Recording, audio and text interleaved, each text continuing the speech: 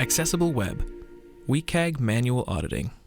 Success Criterion 3.2.6 Consistent Help.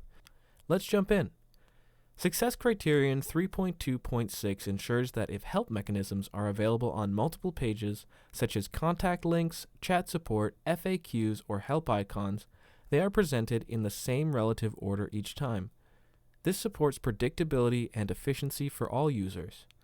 To manually check for consistent help mechanisms, identify any features on the page such as live chat widgets, helper support links, contact phone numbers or email links, FAQ links, or help center buttons.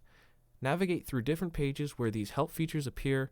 Ensure they are presented in the same relative order each time they appear.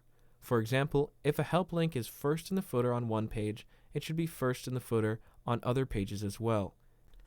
If help mechanisms appear in different orders across pages, add a failure in RAMP.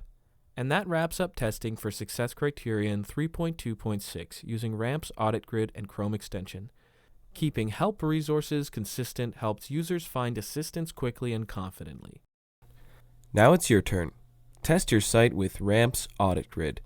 Try it free for 14 days using the link in the description.